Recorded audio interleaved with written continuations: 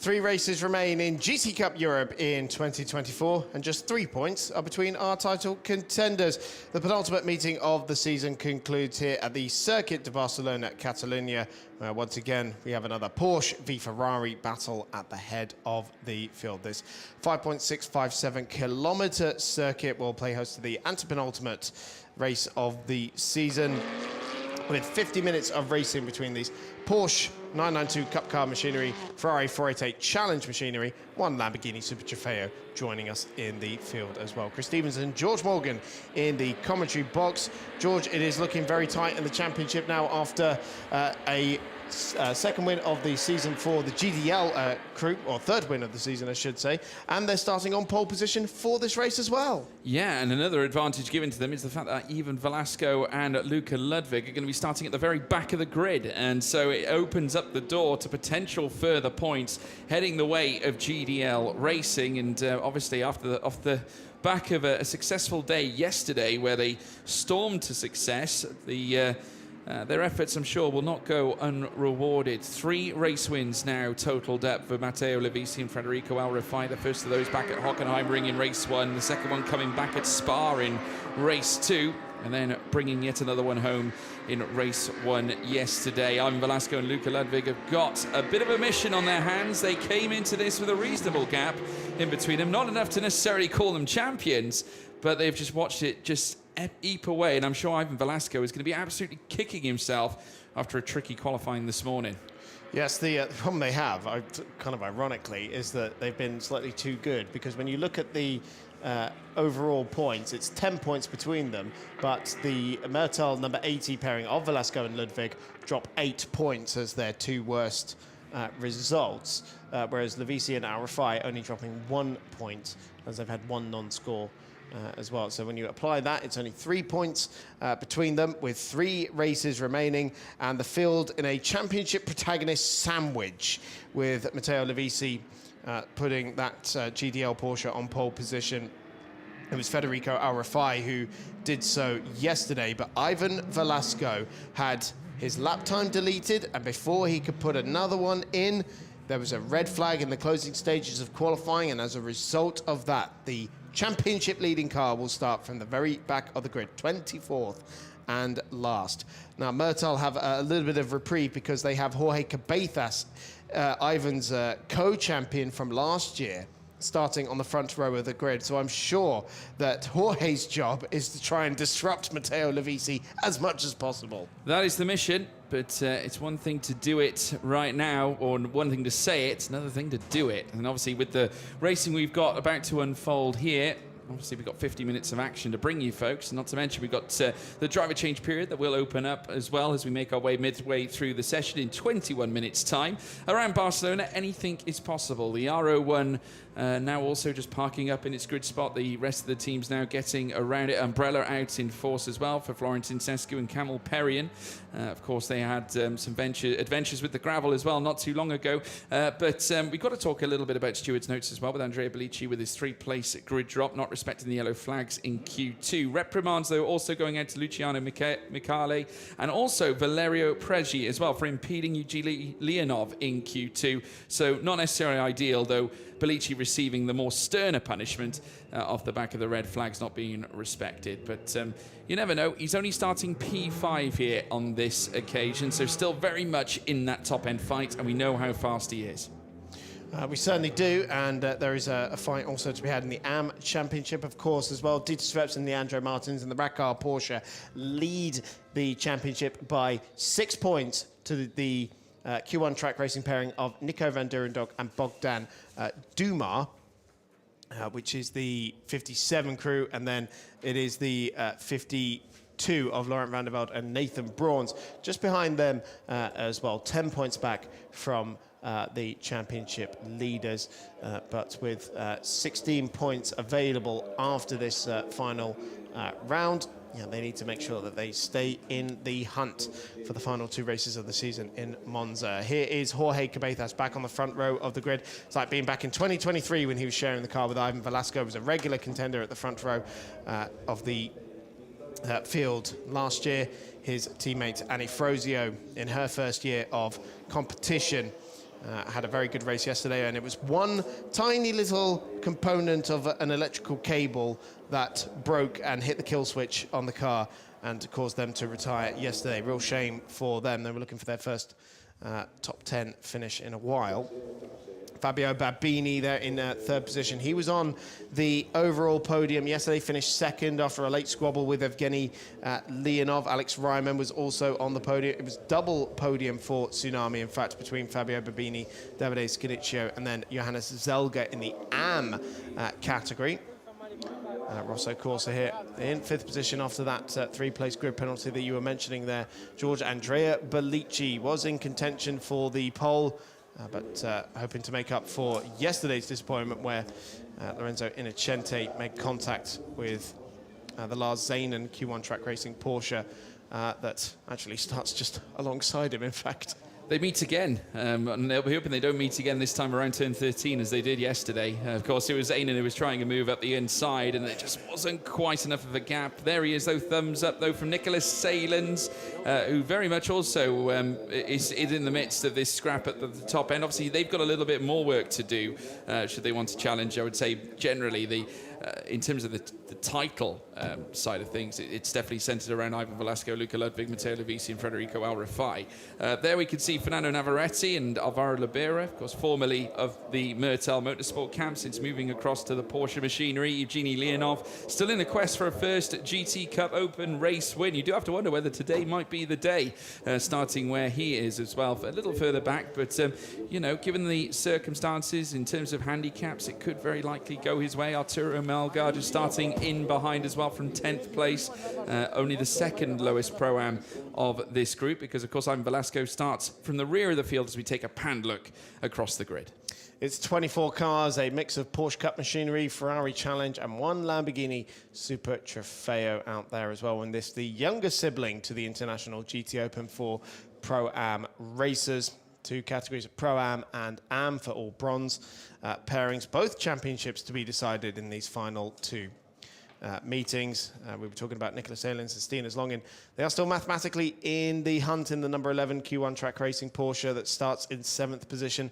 But there is work to be done if they're going to close down the gap to the leading pair.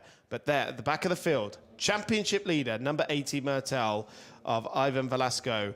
The Spaniard has an awful lot of work to do today to stop GDL from taking the championship lead away from them in the next 50 minutes of racing. Let's look back at what happened yesterday. It was the top two in the championship sharing the front row of the grid with Federico Al Rafai trying to repel Luca Ludwig, who tried to go around the outside at turn 1, ended up taking to the escape road, and that allowed the Rackard car to try and come through as well. Plenty of cars were squabbling through the first couple of corners, with Johannes Zelga en route to the podium in Am, just having a bit of a swapper through turn 3.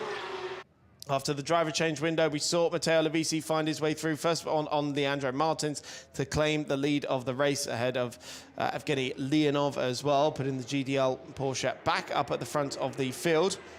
Leonov found his way through as well and looked set for a second podium finish of the season as he squabbled with the Rackard Porsche.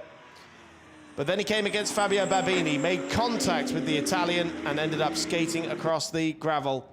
That was no concern to GDL as they took their third victory of the season, a really important result to try and close down the championship and keep the title hunt going. Here's how things look going into at the end of the penultimate meeting. It is Ivan Velasco and Luca Ludwig 10 points ahead of Matteo Lovisi and Federico Al Rafai, but after the drop scores, that gap shrinks down to 3 points, with Nicholas Ehlins and Stinas Longin just behind them as well.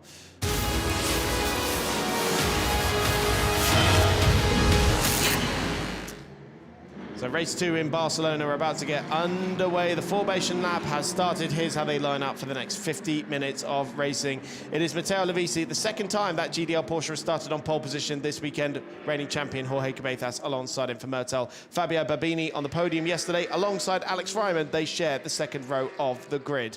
Third row of the grid is Andrea Bellici after his post-qualifying penalty, with Zonda Prispalak in 6th position for the 53 crew.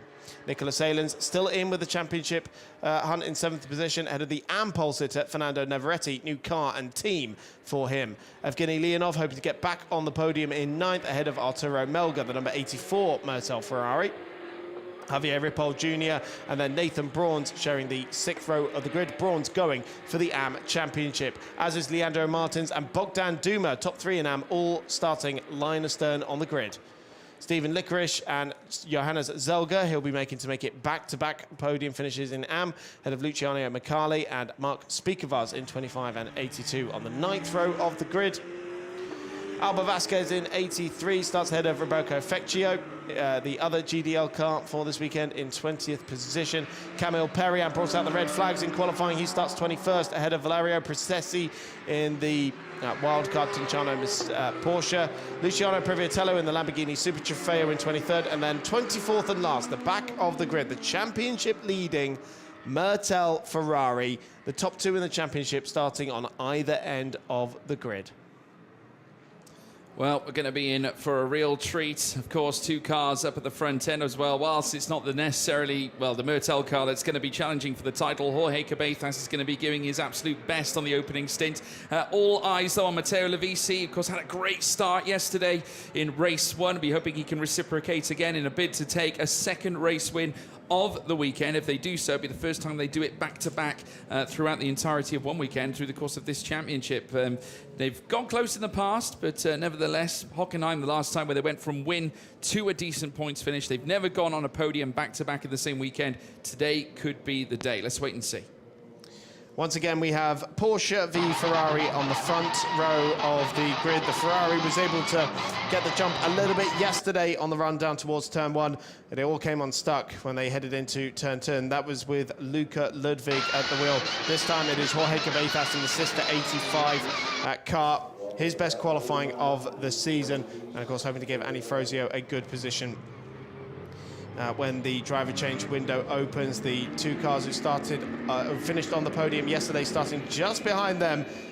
24 cars meet the start and finish straight, and race 2 at the Circuit de Barcelona Catalunya gets underway, and once again it is a decent start for the pole sitter, but the Ferrari trying to utilize its power advantage. But we're going to go 4 wide for the lead, with Barbini and Ryman trying to make it through as well. Ryman in the middle, Lovisi breaks deep and firm, and Rosso Corsa coming through with Andrea Bellici, could emerge in 2nd place here as Cabezas goes through the shortcut out of turn 2, as do a couple of the Q1 track racing cars.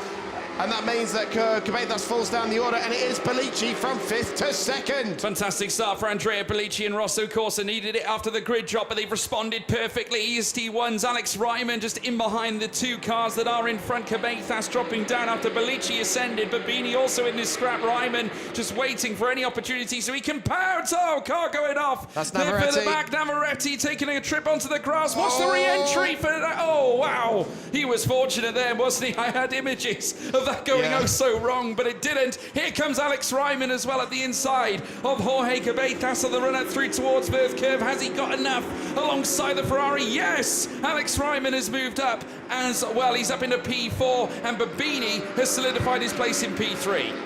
So somehow I think Navarrete's actually been able to hang on to the AM lead despite that moment, taking an unconventional route towards turn number 5, just trying to keep Evgeny Leonov at bay in 8th and 9th position there, as we have the 81 car trying to get up the inside. That was Stephen Licorice just a bit further down the order. It's a real difficult start there for Jorge Cabezas in the yellow Ferrari. He's down to 5th position from the front row of the grid. So he and Bellici basically swapped with Barbini and Ryman effectively holding station. But look at those top 3 cars as we come to complete the first lap. Matteo Lovisi hangs on to the lead, but not by much at all. Remember, that GDL car does have handicap to serve as a result of its win yesterday. Side by side for the lead now going into turn 1, with Bellici trying to get round the outside, and the Rosso Corsa car does take the lead into turn 1, just about gets it stopped. Surely Lovisi is going to try and come back at him. You would have thought so. Bellici, though, doing a great job. Like I said, starting P5 and now managing to take the lead of the race away from Matteo Lovisi. But you never know. Things can all change. Bellici, though, much to the delight, I'm sure, to Lorenzo Innocenti, who's been watching on, didn't have the best of days yesterday, but they've responded perfectly here. 47 and 30 still to run, and it's the Ferrari that sits on top, side-by-side action. Further back, we have a Murtel Ferrari, the 84, belonging to Arturo Melgar. Nathan Braun's coming into this. Leandro Martin's currently shoved down in 14th place, looking to move his way up too. But Bellici is starting to gain traction here. 2 tenths coming out of the first sector split. It's 5 tenths now, and I don't think that's going to stop. It should be worth mentioning as well that Levisi is the bronze driver of the GDL pairing. Federico Arafai is the silver, whereas the cars around him have got their silver drivers in, as Babini gets an excellent run out of turn number 9 and out-drags the GDL Porsche by the time they get into turn number 10. So that is the Tsunami racing car. Number 78 up into second position with Alex Ryman for EST1 Racing, now on the back of the pole sitter as well. And Cabezas not too far behind as well, and he's bringing with him Zander Prispalak as Ryman now gets the run out of turn number 12. Levisi going backwards here. He started that lap in first position. He has now been shuffled down to fourth and just about kept it pointing in the right direction as he dipped a wheel onto the gravel. Has he got a puncture? He looks like a puncture. He has got a puncture. Drama for the team that was hoping to take the championship lead today, and it's happened at the worst possible time. He's now got to do an entire lap on 3 wheels. And there is our former back marker, of course, who started towards the rear, Ivan Velasco. Unbelievable. Who will now move, oh, how the turntables here at the GT Cup Open Europe. And yet now we're watching them now spiral through turns 1 and turns 2. Surely that GDL Porsche's got to come into the pits. That tyre is shredded on the left-hand side. I wonder if Ryman just getting into the back of the Porsche there was a factor in that left rear tyre going pop.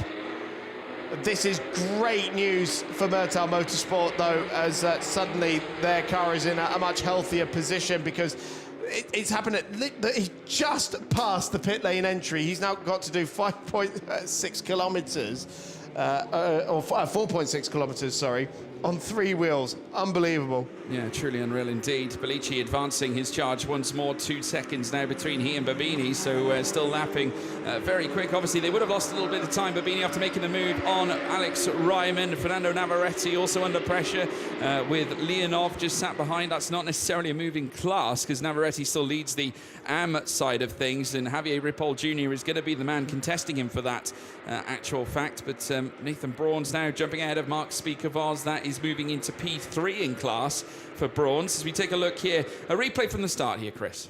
Yeah, so Cabezas trying to go around the outside, but it was the Bellici car squeezing through on the inside. A few cars taken to the escape road, including Cabezas.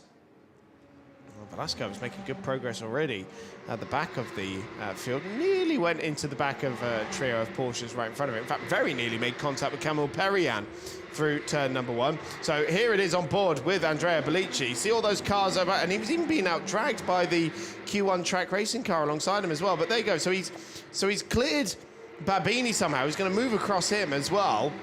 Brilliant late braking maneuver there from Andrea Bellici, and he emerges in second place eventually with Cabezas just out of the way there. And then this was Fernando Navarrete taking a very unconventional route out of turn 4 towards turn 5 and popped out just in front of his nearest class rival there, Javier Ripoll Jr., the Venezuelan driver. And that was some real heads-up driving to not just plough into the side of him. And then this is where it all starts to go right. Look, the tyre's already gone. Oh, wow. Yeah. Tyre's already gone by the time he gets through the corner. And the most recent thing that had happened was Ryman just sort of nudging him through turn 12. So that is a real shame. That car was hoping to, and that's the reaction from the GDL team. And look at that, he's now Still being limping. lapped. He's still trying to find his way back to the pits, limping home on 3 wheels. And this could be the moment that determines the championship in favour of Q1 track racing. We'll come back to that later. Side by side it was into turn 10 between 2 cars, but now Jorge Cabezas has got Zander Prispalak for very close company, and Evgeny Leonov and Nicholas Salins were going side by side for 7th position as well through turn number 10. Is Leonov just holding on, but Cabezas looks like he's not going to be able to keep that Q1 track racing car at bay for much longer, as Prispalak, the Pro-Am entered car. That's 2 cars in each class for Q1 track racing. this year, and Prisblack being one half of the reigning AM champions there, but now sharing the car with Lars Zanen, moving over from the AM category and up into Pro-Am. Not able to usurp Jorge Cabezas for what is now third position with the demise of Levisi. Whoa, why is Bellici coming to the pits? He's got a puncture as well, is he? He's dropping down. He dropped down through the field. I was wondering if it was an error on our timing screen. Sometimes transponders don't behave as they should, but no, he's come into the box. So a tyre change for the Rosso Corsa Ferrari team that actually led the way after starting from P5 due to the grid place drop, and they were running so strongly, but now since dropped through the field. What is this race? We're not even 10 minutes in. This is incredible. So Fabio Babini now leads for Tsunami. It is Alex Ryman second, and now this battle for third position. Cabezas got it all wrong through 7 and 8, and Xander Prisblack trying to put that Q1 track racing car onto the podium now, and he's really piling the pressure on our reigning champion there, Jorge Cabezas, who hasn't been able to shine really in this year's championship, but he runs a little deep into turn number 10, struggling to get that Ferrari stopped, and Prisblack draws alongside, gets the up and under. Surely Cabezas will still hold the inside. They touch, they both have a little wiggle. It's Prisblack into the gravel. Cabezas managed to survive. Keep it going, Xander, keep it going. Don't get it beached. Well done. So the Belgian driver just managed to get it through there, but he's lost place after place after place. Yeah, of course, Xander Prisblack, one half of AM champions in the past alongside Laurent van der Velde, but that is certainly a trip he wouldn't want to take again. Let's watch it happen in full view in our replay. Yeah, there's the contact coming out of Bank Sambadel, and unfortunately stricken, but well done to Prisblack. Managing to keep the car rotating, heading back out onto the circuit, clear of the running cars as well, and make their way by that. They got very close up at the very top of turn 12, and it could have ended in tears. But look at this, Fernando Navarrete now on a bit of a charge. He's got Leonov still behind, and he's trying to hunt down Cabezas. Well, this will feel good for Fernando Navarrete. He's on the back of his former teammate. Navarrete was part of the Murtal team one race ago. He left after his victory in class at Paul Ricard to go and join the SMC Motorsport team, and also switching to Porsche machinery as well, and now looking at the back of a overall podium, as that is a sorry sight. And Navarrete's through into third position overall. Leonov now on the back of Cabezas as well. We're barely 10 minutes into this race. We've already had so much drama in GT Cup Europe. It's absolutely sensational. Navarrete up into third position now and leading the AM category by some margin, with Nathan Braun's about 4.5 seconds back, and a few cars in between them as well. But we've got two off. It is the second of the GDL cars. Miserable day for them. The 66 of Roberto Fecchio and the number 25 car of Luciano Micale.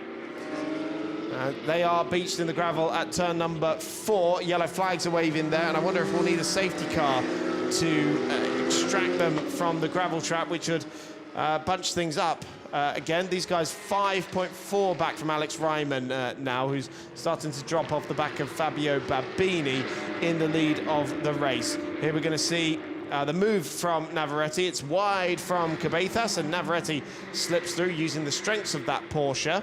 And here we're going to see it was the 25, Micale, up the inside of Fecchio. And that's the result.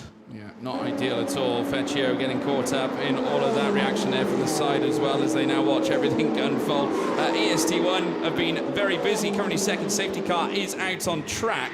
Incident involving cars 85 and 53 at turn 11 has been noted. And there is Matteo Levisi out of the car.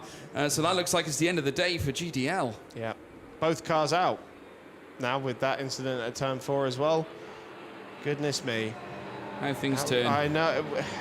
I mean, it could have been such a bright end to a weekend for GDL. There's the two cars off in the gravel trap. It was a prime opportunity to take the lead away from Velasco and Ludwig. Right into the best place possible, ahead of Monza next month. Exactly. That's unbelievable. What a sorry, sorry day.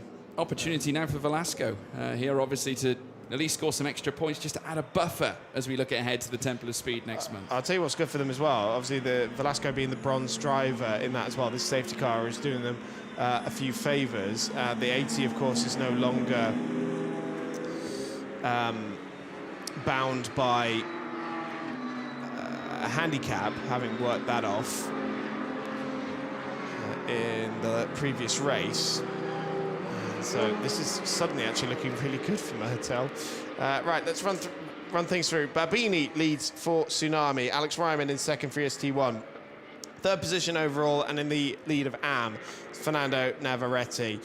Second in AM is 52 Q1 Track Racing Porsche of Nathan Braun's, the car that is third in the AM standings, trying to keep things alive against the Rackar Porsche. Third, Javier Ripoll Jr., the Venezuelan driver for EST1 as well. So EST1 represented on both the overall and AM podiums as it stands. Of course, still a long way to go. So we have just under 37 minutes remaining, and we are under safety car conditions. Certainly are. Babini still out in front, and in what could be a sensational visit, because they've yet to touch the top step of the podium. Obviously, Davide Scanicchio will be taking over when the second stint rolls around, but they did take P2 yesterday, and the prior podium before that was all the way back at Hockenheim in race 1. So this could be the occasion where they touch all 3 steps of the podium. Alex Ryman, though, you could argue he could be on the cusp of taking his first win of the season as well, in what would be, I'm sure, a huge affair, but he does have quite a lengthy handicap to take. Obviously, when you consider previous results, on top of that, not only the handicap he holds, but being a sole entrant in this running. The only thing about Babini, obviously, that he's the quick driver, and this safety car's doing him no favours. Plus, they have 5 seconds of handicap to take after finishing second yesterday. So this is kind of working against them at the moment. Also for Alex Ryman. So who else might be well placed here? Cabeza. Now, why have we've got a traffic jam at turn 4. Cars stopping because cars slowing up ahead, presumably, but why would that be the case? I guess while they're extracting the cars, there might be vehicles on the road that they don't necessarily want to get too close to.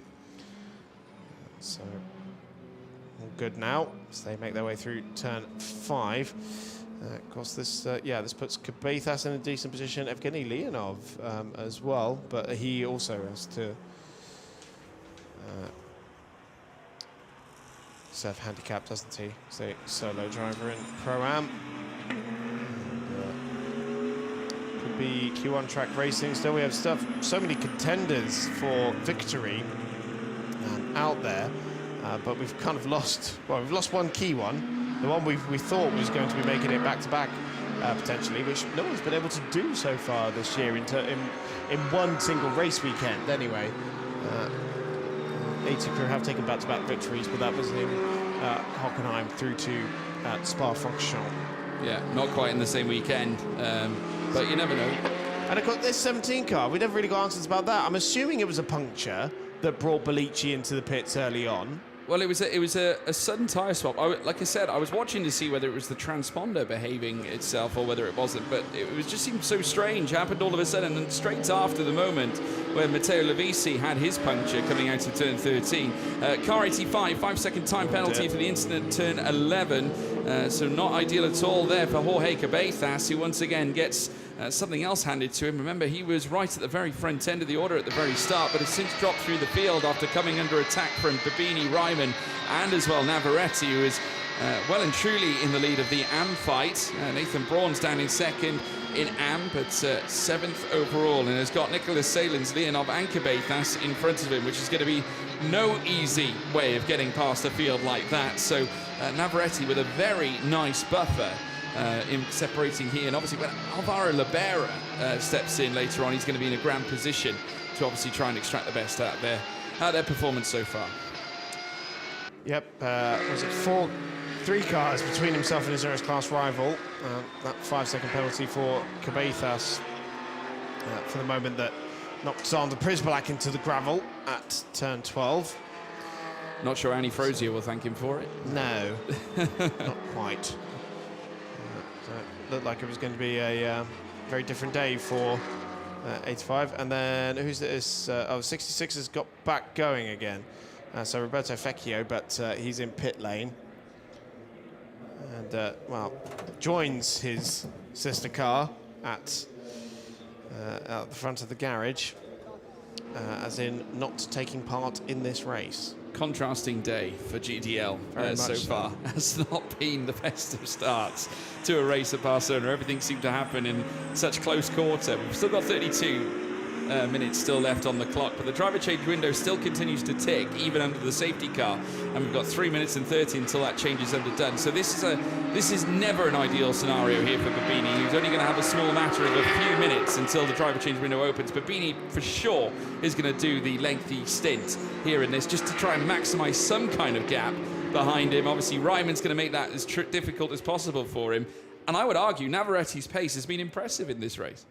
It certainly has. We're going to find out, well, a bit of bumping and scuffling here. That was Mark Speakervars getting a little shuffled out there in the orange Myrtel car and having to take to the grass. Some cars were slowing up in front of him a little bit quicker than he was expecting. But safety car is in this lap. Fabio Babini will do his utmost to try and build as much of a gap as he possibly can for Davide Scanicchio to come back into. The Italian puts his foot to the floor now, and we get this race back underway. Of course, no overtaking until we reach the timing line.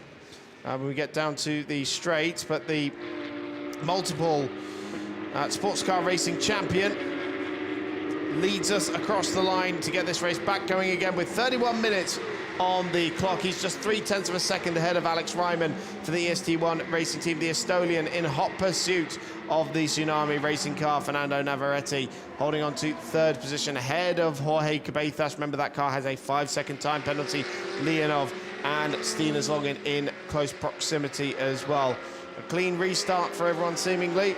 We're only a couple of minutes away now from the driver change window. Yeah, back underway in a nice orderly fashion. Still Babini leading the way. Ryman still chasing after him though, however. Still no one persevering in trying to overtake here so far, though, as I said, Prisbalak catching Nathan Braun's apparently, but I think I might have swapped back in return, however, as we're now watching them make their way down in towards the next left-hander again up the inside here, as now they come under convincing pressure. Nicholas Salins now meeting Xander Prisbalak once again. Of course, remember, Prisbalak recovering after that little trip into the gravel, has done so brilliantly. Javier Ripoll Jr. as well, watching all this unfold, 6/10 in behind his fellow and counterpart, with Leandro Martins 1.1 behind those. Of course, remember, he is part of, well, one half of the current reigning AM classification leaders so far in terms of the championships. They need a big race to really send off the weekend. Of course, they came off the back of winning, or should I say finishing P2 in race 1. Side by side here comes now Salins and Prisbalak. Prisbalak takes a place back,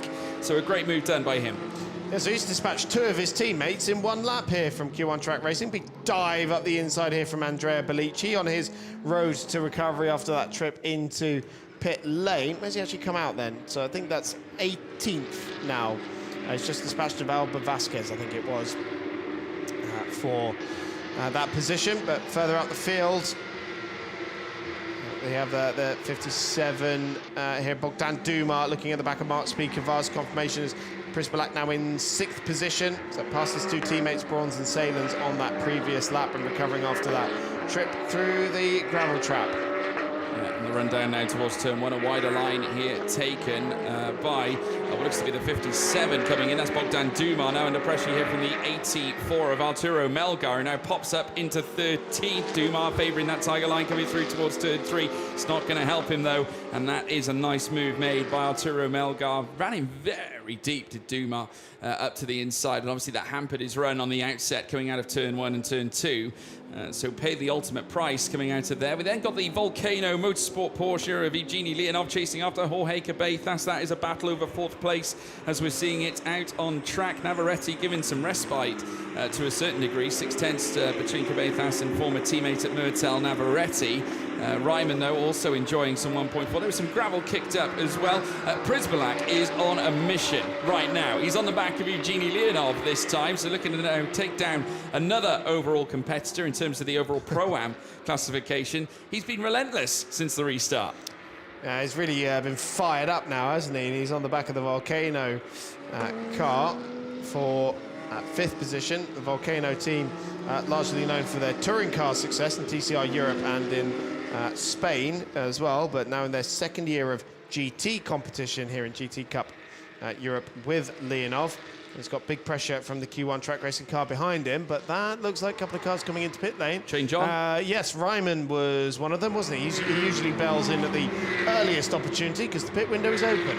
Yeah, Alex Ryman, of course, remember, going solo on this one, but will have handicap to take, obviously based on his prior performance and also factoring in that he is the solo driver. Evgeny Leonov also into the pits. Nicholas Salins will also come in, and there'll be a swap there as he'll then go to Stinas Longin to jump into the car. Leonov now undertaking his procedures, same as Alex Ryman, running solo in this championship. And the same cannot be said for Leandro Martins. Dieter Schweppes will be taking the wheel for the second half of the stint. So plenty of Porsches in, some Ferraris in as well, as now we see R01 Racing also remaining out there. Babini, you can bet your bottom dollar, is going to see out the stint here while change is on. Navarrete down in second, still being chased after by Cabezas, but Prisbalak on the assault once more.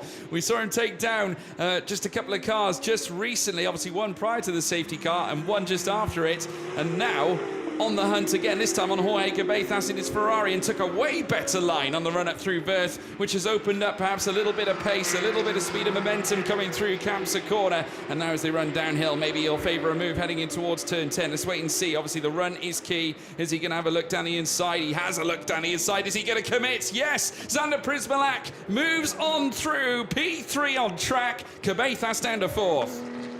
Yeah, Cabezas was quite compliant there, wasn't he, as Prisbalak made his way through into what is now third position as we've had cars coming into pit lane. Clearing the Mertel Ferrari. Of course, last year, a big battle between Q1 and Mertel. Q1 track racing still very much in the championship fight with their number 11 car, but an outside shot at this rate. As we are now approaching half race distance, and Fabio Babini is about 4.2 seconds over Fernando Navarrete. It is now, with Prisbalak trying to find his way back through in 53. One of four cars that we have in the field. Of course, it wasn't just the AM Championship for Prisbalak last year. Actually finished second overall, and was only in his third year of racing. He's one of the youngest drivers in the field, whereas Lars Zanen, a bit more adept at GT competition over in Belgium. So Prisbalak now trying to close the gap to Navarrete in what is currently second position. We have 4 minutes left on the driver change window, so they'll be able to squeeze a couple more laps out of this before they have to come into pit lane. And it does look like, as Navarrete was the one kicking up some dust there through turn number 8. I'll only incentivize Prisbalak more. Well, more of it coming up through turn number 9. I think that was a much bigger moment for Navarrete there. It wasn't just a kick up of dust, it was a full-on trip through the gravel. So that number 19 car is having some real off-track excursions. Remember, it was completely off the road at turn 4 on the run towards the left-hander at the bottom of the hill. On the first lap of the race, Prisbalak's now right with him, and the other Q1 track racing car of Nathan Brauns is now on the back of Cabezas, the Fun Cup racer Nathan Brauns back in Belgium. But Prisbalak now bound for pit lane, and so that frees up Navarrete. Yeah, Navarrete bringing in all the elements of rallycross into the GT Cup Open Europe. There he goes. Goodness me. A few rally drivers in the field. But there are, and I think Navarrete's trying to show off his skills, perhaps, to a very learned crew that obviously do take part in this championship as well. Prisbalak now coming into the pits. Lars Zanen, who was involved in that collision in yesterday with the Rosso Corsa Ferrari, that's being driven by Bellici. Of course, Bellici didn't get a chance to race after that moment occurred with Lorenzo Innocenti. So that window now providing them a chance to swap drivers and also tyres on that Porsche. They're just giving it the checks right now.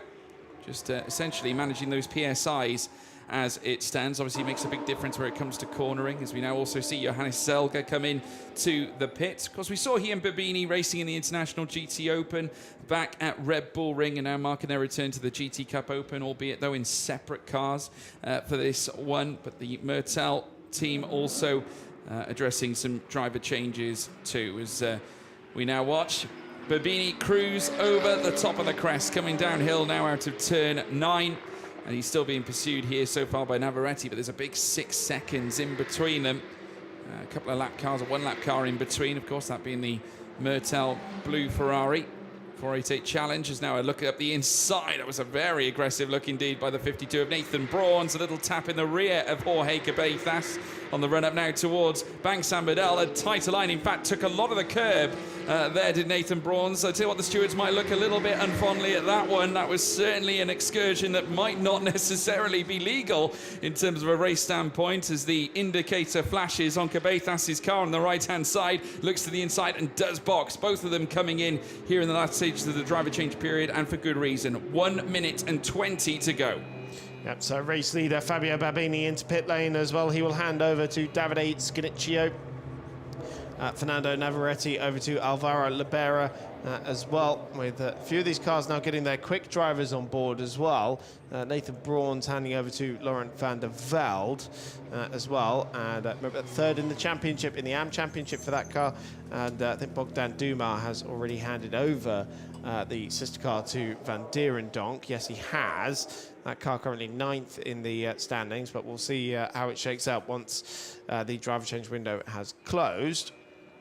So we can see Laurent van der Velde being strapped in there by Nathan Braun. His first year of GT racing. And this is Luca Ludwig, who's just gone through on Javier Ripoll Jr. for... Luca Ludwig, I should say, now aboard the car. He's just gone through for what is currently 10th position, as Privitello brings the Super Trofeo car into pit lane.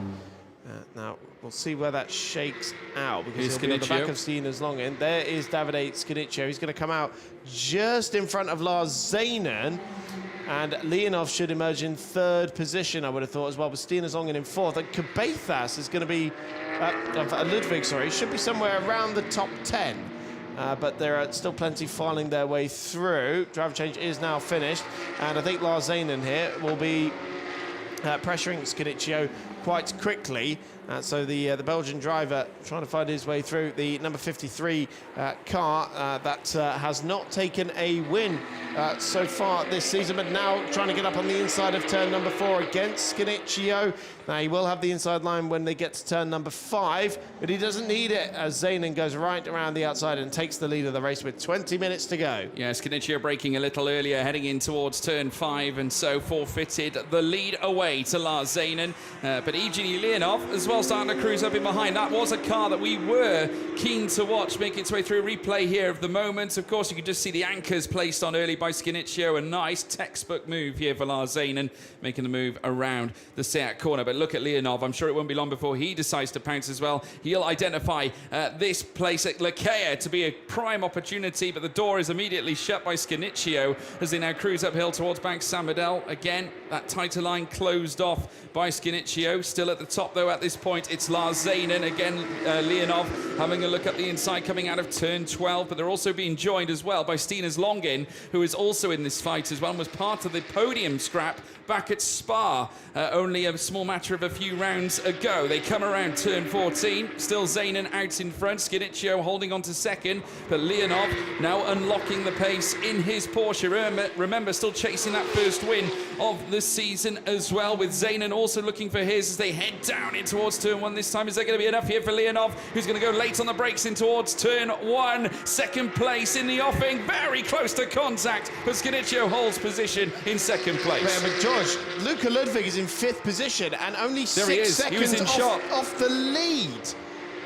He was just in shot. That is sensational speed, and frankly, I wouldn't put him out for a win just yet with 19 minutes left on the clock. There he is at the top of picture. Oh, Leonov had a moment. Leonov had a big swapper going through turn 4 there, and now Stina's Longin is on the back of the Volcano car, practically pushing him through the right-hander, and he was just getting crossed up as the Volcano car tried to find a way through on Scanicchio, who's doing a great job at hanging on to this second place. Of course, that's going to allow Zanen to pull his way through, but it's also going to allow Ludwig to file up the order, and he is lapping in the 47s as it stands. but has been clearing his way through on the traffic. I think he passed Lorenzo Innocenti on that previous lap. So keep an eye on that green number 80 car. There's gravel all over the circuit there. I think from it was Navarretti's little off-track excursion a few laps ago, wasn't it? So this could be another moment here, side by side, potentially for second place. Skinicchio lit up those rear Michelins going through turn 11, giving more incentive for Evgeny Leonov, who's still looking for his first win this season. Has been on the podium only once this year. We've got a replay here of Alex Ryman going up against Alvaro Lobera, and Ryman on the recovery after a 15-second handicap, of course, following his podium finish yesterday and being a silver class driver running solo. And he makes his way around. So that is the Estonian up into 8th position. Now, here comes Leonov now for second position. Skinicchio can't hold this one now. And Leonov does go through into second place in the Volcano kart. Surely Stinus Longin will try and find his way through as quickly as possible as he tries to get through, taking a slightly tighter line in that Q1 track racing car. Of course, that car is not completely out of the championship standings just yet. The number 11, and now up on the inside of turn number 4. Skinicchio again having a little swap on the brakes. Runs out wide. Does that give the Belgian driver a chance to go through? Not quite. No, not quite at all. And I tell you what, as long as, well, here we go now. Down the inside from Stinus Longin. Fantastic effort heading through Seat.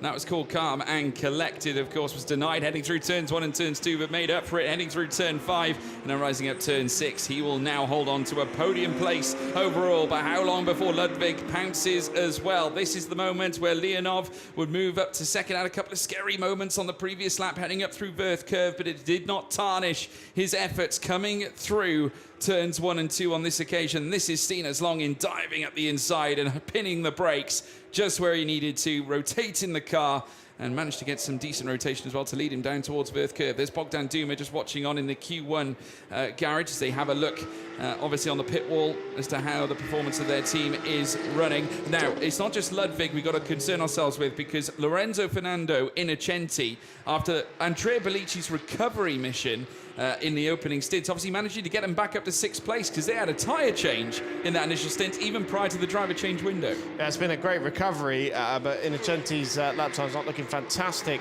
at the moment. The only person who can match Luka Ludwig for pace at the moment is the race leader.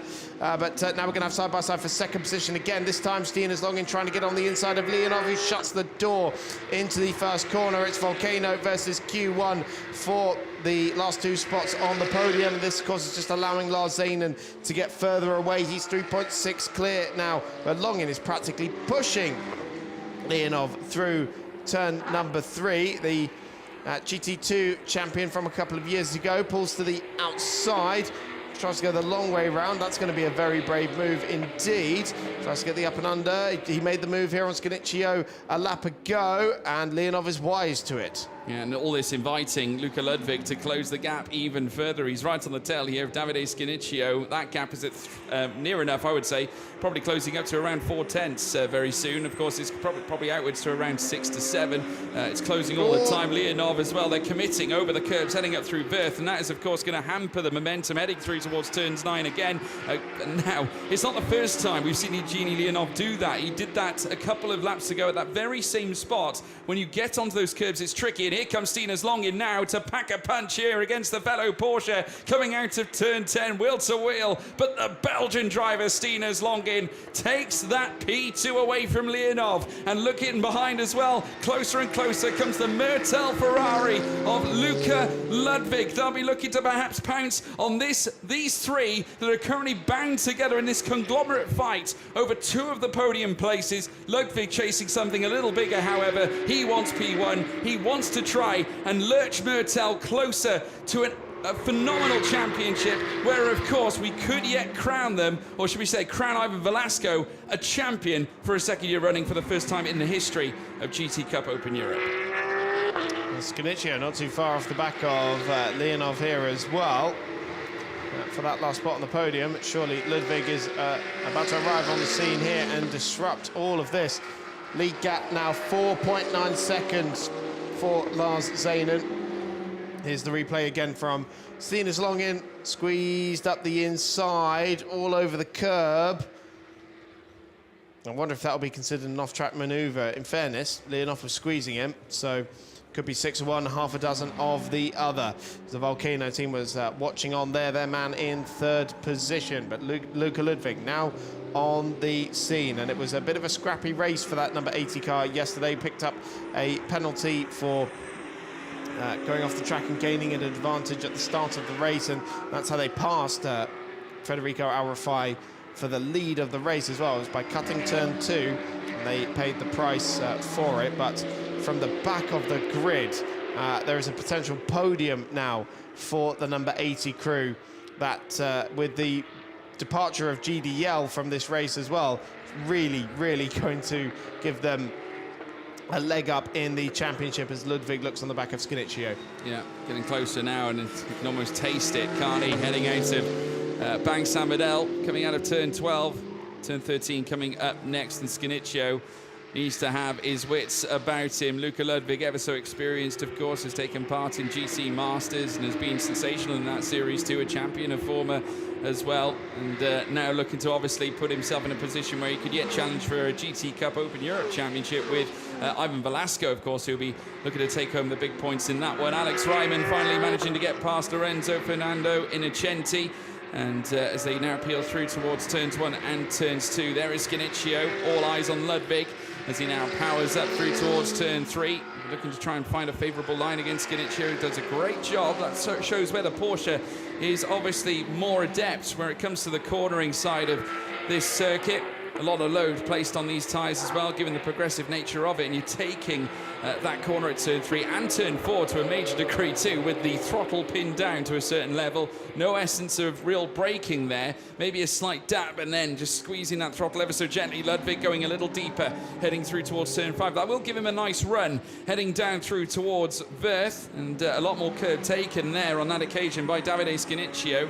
Because Ludwig primed his Ferrari in a position where he didn't have to take that curve necessarily. He took a wider line to have a thinner line on the outset, heading through towards turn 6. They now round turn 9. Still Zainin out in front, 5.2 now between Zainin and Longin further back, but he has gapped Leonov to 1.8, with Skinicchio still staying in close touch.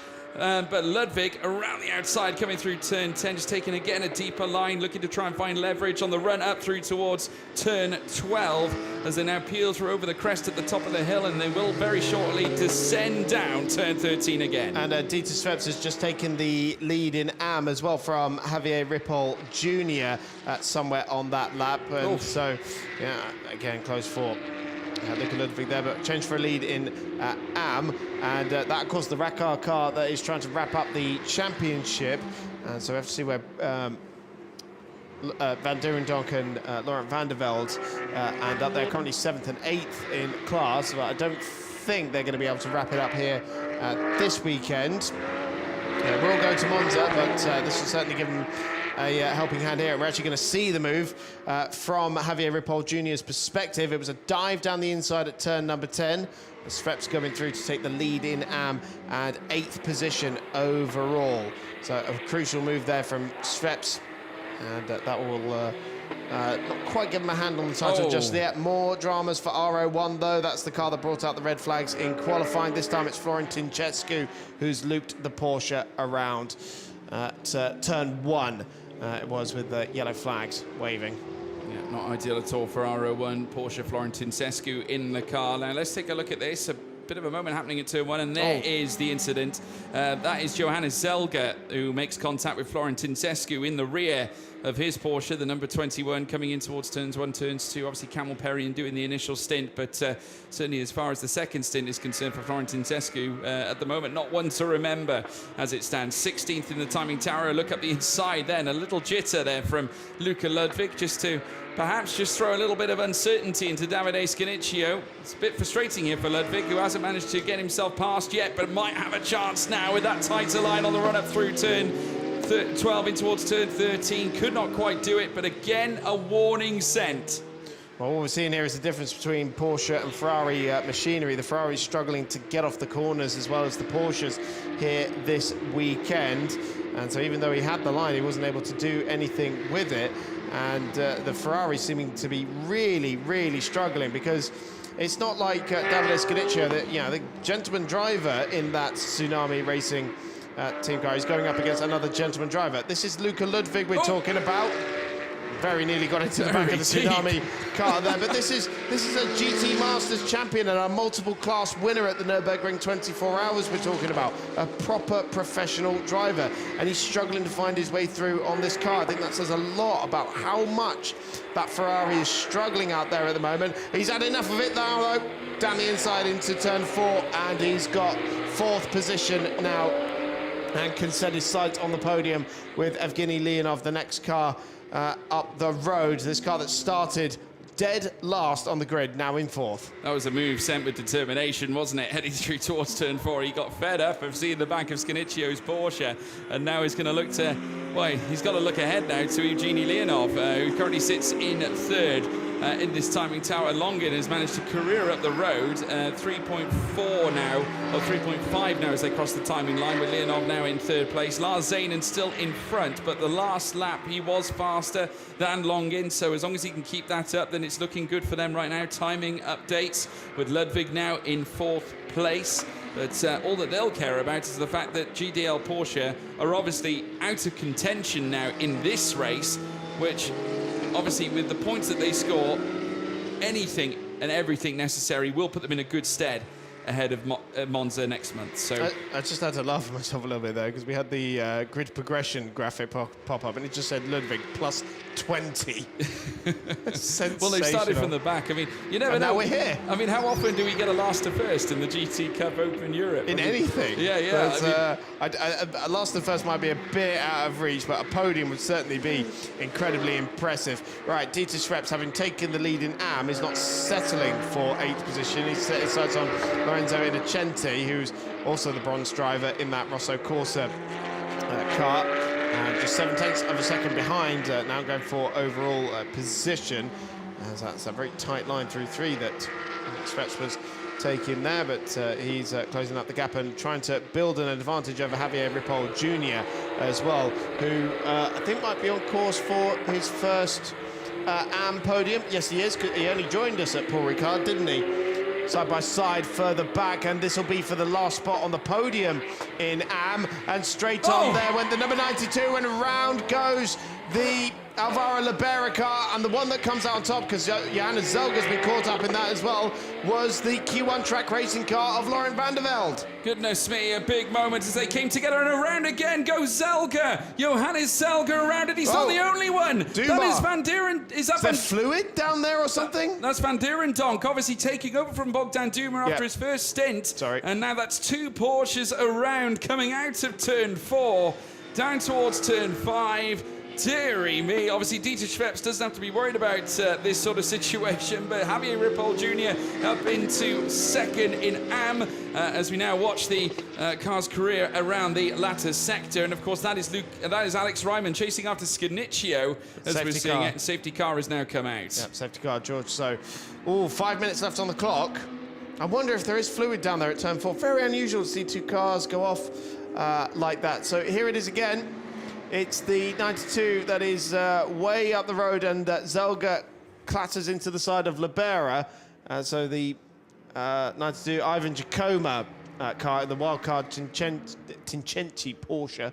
And yeah, look at that look at that. There's fluid coming out of the front of Giacomo's car that Zelga spun on, and then Laurent van der Velde. And that's crucial for the AM Championship, because they were 3rd in the standings and they needed a good result here for that one. And so that might just leave...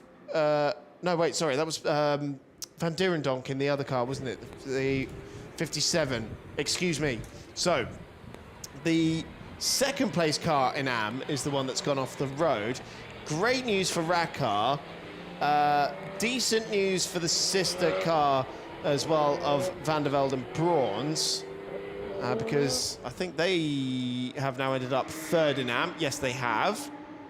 So that's a decent result for them. And depending on how long it takes to get that car cleared, we might end under safety car here, and it will be a first victory of the season for Lars Zanen and Xander Prispelak. Could well be. It looks that way. Zelga has left his car and walked away from the scene, so that car will have to be collected by the marshals. So we will remain under yellow, full course yellow conditions now for quite some time. The safety car bringing the cars into close proximity as the Delta is now managed. And Stina's Longin obviously finishing in second once again here this time around. Obviously, it's been a bit of a huge fight throughout the campaign this season. Would have liked to have closed up on a third race win of the season. Obviously, a decent job here for Zanen and Q1 Track Racing, who have won the team's championship historically. Of course, they did it back-to-back not too long ago. They currently sit coming into the weekend, or should I say coming into race 2 out of race 1 as team championship leaders ahead of Mertel Motorsport. They came into race 2, 9 points between them. And, of course, this will, again, allow additional points to go their way. And there is not a Mertel Motorsport Ferrari in the top 3. Closest car is Luca Ludwig in 4th place. Yeah, of course, this safety car's kind of denied Ludwig an opportunity to try and get on the podium against Evgeny Leonov, who should now claim a second podium of the season. Yep, after second place finish at Hockenheim in race number 2. And again, this is why we're under safety car. Giacomo deep, Zelga into the side of Libera, and the Q1 Track Racing car of Laurent van der Velde going straight through there, but fluid coming off of Giacomo's car out the front. Zelga spinning on it, and the 57 car doing the same thing as well. Nico van Dierendonk there. At least that's my theory anyway. It's definitely something coming out the front of Giacomo's car, and it would make sense if it was fluid.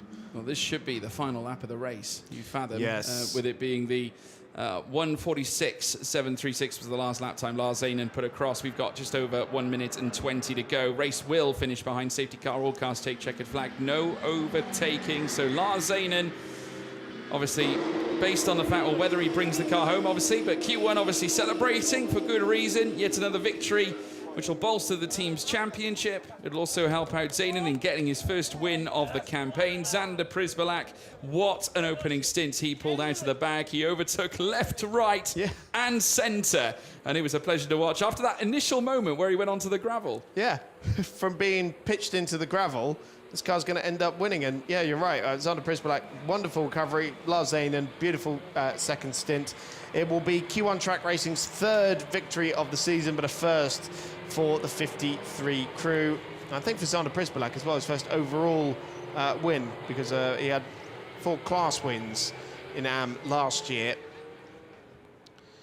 For Lars Zanen in his first year of GT Cup Europe competition, of course, a first victory. And for it'll be Q1 Track Racing 1-2 once again, as it was in Paul Ricard. I think with the same cars as well, just in the opposite order. Yes, Paul Ricard race 2. They were 1 and 2, but this time with the number 11 following the 53 home, and Leonov taking a second podium of the season as well. Credit to Stina's Longin and Nicholas Salen starting 13th on the grid and moving up to second overall is truly remarkable. Great effort on their part to achieve that. Lars Zanen also starting from 6th on the grid and moving up to first as well. Huge effort for them, and that will help their championship make it look a little better as well. They've now touched every step of the podium 3 times. They have featured on the 3rd step and 2nd step only the once. And what that means is in their last 5 races, as we now take a look, the 92 has stopped as well. Ivan Giacomo has that was the pitched car up that on was the side of the leaking road. fluid. Yeah. So obviously eventually brought to a standstill, but around the final corners they will come, and it's Lars Zanen who will bring it home, and this will be a 4th podium in the last 5 races. So it will be, and it will be a Q1 Track Racing 1-2 for the 2nd time this season. A 3rd victory for the Belgian outfit, but a first for the 53 crew of Lars Zanen and Xander Prispelak, who are victorious in race 2 in Barcelona. Stina's Login and Nicolas Salen 2nd in the number 11 crew. Evgeny Leonov in third. Luka Ludwig from the back of the grid to fourth position. And they take a march in the championship as well, with the demise of GDR Racing's Matteo Lovisi and Federico Aurifai. Back-to-back AM victories for Racar as well. Dieter Schweppes and Leandro Martins, 7th position overall. Javier Ripoll Jr., a first podium in AM for him. And Laurent van der Velde puts the number 52 crew with Nathan Braun's second in the AM Championship with another podium finish. Here is the results of race 2. First victory for Zander Prisbillak and Lars Zanen, ahead of Nicholas Halens and Stinas Longin. Second podium finish for Evgeny Leonov this year. Luka Ludwig and Ivan Velasco from the back of the grid up to fourth. Davide Scanicia holding on to 5th position in the end after a good first stint from Fabio Babini. Alex Ryman 6th with back-to-back victories, as we mentioned, for Racar in 7th position in the AMP category. And it is Javier Ripoll Jr. and Laurent van der Velde joining them on the podium. Laura van den Hengel just missing out there in 4th position ahead of the R01 car. And then further down, Cabezas and Frozio down in 17th position in the end. They hoped for more, but we lost Johannes Zelga, Arturo Melga, Stephen Licorice, Roberto Fecchio, Mikale, and crucially, Matteo Lovisi early on in the race. So in the championship standings, here's what it's done ahead of the final meeting of the season in Monza. It's put Velasco and Ludwig 15 points clear of now Nicholas Salins and Stinas Longin, with Lovisi and Aurifai a further 3 points back. But I think once we apply the job scores, it will close up a little bit, but the championship will certainly still go down to the final meeting of the season in Monza. But it is suddenly looking much, much better for the number 80 Mertel crew. In AM as well, it gives Racar a 12-point advantage over Van der Velde and Braun's. So once again, that will go down to Monza, but they could wrap that up a race early with 16 points available in the AM Championship in these last 2 races. And for them, that is a 6th victory of the season as well. Sensational stuff. But it will be for the first time the number 53 crew, Zander Prisbillak and Lars Zanen, having been in the gravel trap 10 minutes into the race after contact with Jorge Cabezas, now taking the victory and pulling up first in Parc Ferme. Great day for the Q1 track racing team. It's another 1-2 finish for Edgar Terriam's Belgian outfit. There is Zander Prisbillak congratulating Lars Zanen there. It's P1 for the 53 crew. Zander Prisbillak was, as we mentioned, he's one half of the AM champions from last year. It's stepping up into Pro-Am for this year. Tremendous effort on part of them too. I mean, we discussed it again, 4 podiums in the last 5 races is truly remarkable.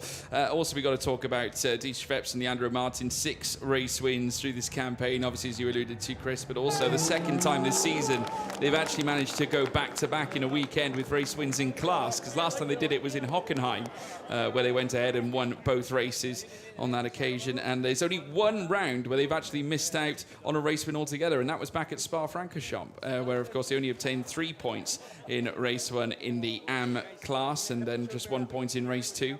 But things have somewhat changed. They didn't score in Paul Ricard race 2, but they did win the first race. And, of course, this weekend has been bountiful for them as far as Dieter Schweppes and Leandro Martins are concerned. Top 3 in race 2 in Barcelona. It is Evgeny Leonov for the 2nd time this year for the Volcano Motorsport team on the podium in 3rd position. Part of a Q1 track racing 1-2. Stinas Longin and Nicholas Salins now 2nd in the championship for the Belgian team in the number 11 car. But for the first time, leading a 1-2 finish, Zander Prisbillak and Lars Zanen in the number 53 car. They're downstairs with Alfredo. Zander Prisbillak and Lars Zanen, winners of race 2 in Barcelona, maiden win in the GT Cup Europe for you. Zander, how was the first stint? It was, I think, very difficult because the yellow Ferrari bumped me out, but I came back very strong, very fast, and yeah, that's what we want to see. And second stint, I think the track was quite slippery. Right? Yeah, it was very slippery. It was not easy to keep pushing, and the tires were done. So yeah, hope for the victory flag and send it to the finish line. But it's done. Well done, guys. All the best. Podium now.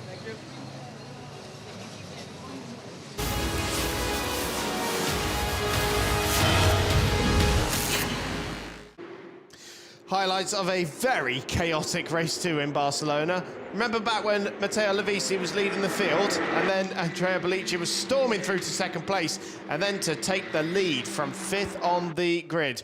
But it would soon be dramas for Matteo Levisi.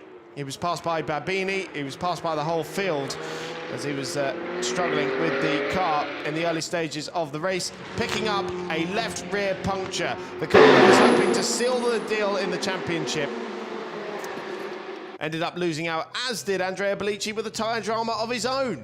And so it was Fabio Babini who led when the pit stop window opened. And then it was Lars Zanen who took the lead away from Davide Scanicchio for Q1 track racing. After the pit window closed, Scanicchio found himself under quite big pressure with Leonov finding his way through, and then later Nicola Steenis long in as well with this move on the way into turn number 5. The Q1 track racing car making its way into 3rd position.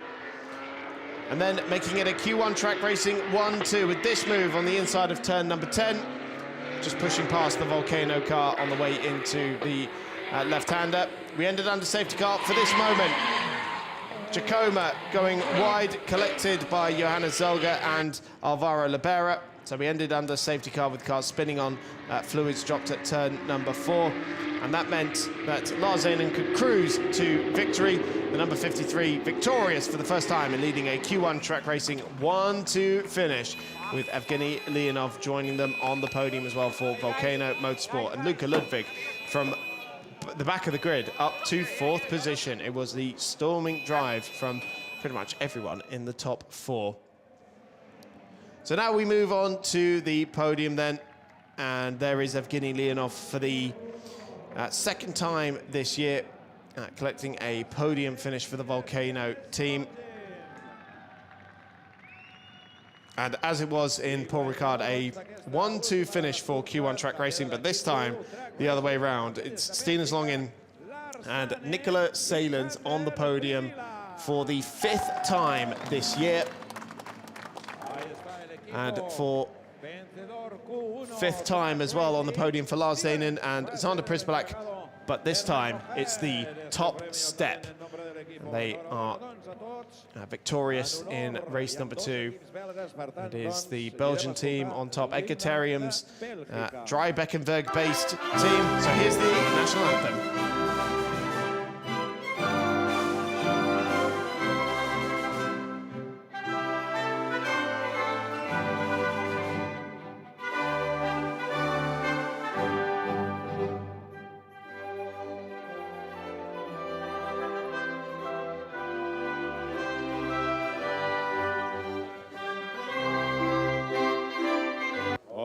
Congratulations, felicitación pues para el equipo. So now the trophy presentation. And each of these drivers getting quite a few trophies throughout the year now. It's a second one, though, for Evgeny Leonov. And still waiting for that first win. Still eludes him, but we're very thankful for the safety car. Of course, was under big pressure from Luka Ludwig right at the end of that race. So that probably did help him hang on to the podium there. And this pairing now second in the championship once again, after the issues for Federico Arrufai and Matteo Levisi. Mr. Santamaria presenting the winners' trophies to Zander Prispalak and Lars Zanen. From a moment in the gravel to the victory. Yeah, how things twist. I mean, it was full of twists and turns, this particular race, especially when you factor in that Matteo Levisi started on pole position and looked set to go back-to-back with race wins. Instead, it really twisted. Lars Zanen taking his first win alongside Xander Prisbalak. Great efforts from Sinus Longin, and as well as his teammate and colleague Nicholas Salins back again on the podium, and also on the quest to hunt for more, I'm sure. Of course, things are going to, well, could look entirely different when we head to Monza. Of course, another 2 races to come. The penultimate weekend finishing with a bit of a bang, as you could say, after what we witnessed in the final closing stages that led to the safety car, but certainly nothing that upset the balance as far as Lars Zanen and Xander Prisbalak are concerned. A fantastic way to end their weekend. A first race win here this season. And they're going all in on the champagne, aren't they? Rightly so, after a great day for the team. It's their second 1-2 finish of the season. The last one was on the Belgian National Day. Not quite the same national enthusiasm for this one, but we'll have the AM podium as well. And those two on the right-hand side now. Second in the AM Championship, but they're going to need a bit of a miracle to prevent Racar from sealing the deal in Monza in a few weeks' time, as they've had back-to-back victories in the Portuguese-based team car.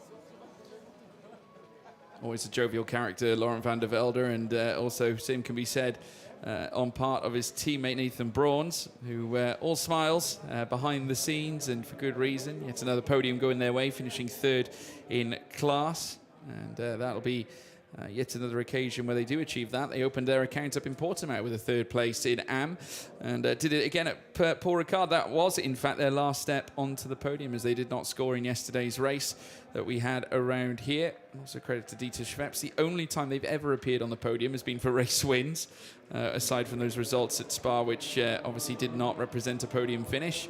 But well done to former AM champion Laurent van der Velde, who watched his former colleague Xander Prisbalak take to the top step of the overall podium. Credit also to Javier Ripoll Jr. flying solo this weekend again, and this time finishing 2nd in class. And not only that, first podium for him this campaign, which is fantastic for him, especially as we're now coming into the closing stages of the series. Are one of 2 Estonian drivers taking part this season. Taking part for the Estonian team, but the Venezuelan driver, only his 4th race in GT Cup Europe, having joined us in Paul Ricard. So going from strength to strength, as is that team. And I'm always constantly impressed by Nathan Brauns, his first year in GT competition. He just looks at home out there. It's incredible stuff. But there is, Javier Ripoll Jr., his first podium there with 2nd position. But back-to-back wins and a 6th of the season for Racar Motorsport. Unbelievable stat. Dieter Schweppes and Leandro Martins. Unbelievable. Once again, they look set for the AM Championship in a few weeks' time in Monza. But the overall championship will be going down to the wire, that is for sure.